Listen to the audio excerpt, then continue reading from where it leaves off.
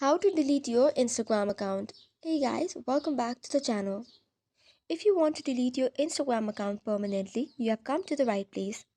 First and foremost, tap open your Instagram account. Once that is done, log in using your credentials and then tap on the profile which is on the bottom right. Then after tap on the three dots which is on the top right. After that, tap on account centers. Here you will see different options such as profiles. You have to go to personal details and then on account ownership and control.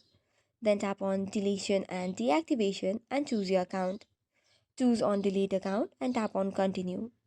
Select why you are deleting your account reason and tap on continue. Then tap on continue again and you will be required to give in your credentials. After you give in your credentials, you'll be given an option to delete the account. Tap on confirm and your account will be deleted in the 30 days. That is all for today's video. For more such contents, do not forget to hit the like and subscribe button. Thank you and keep watching.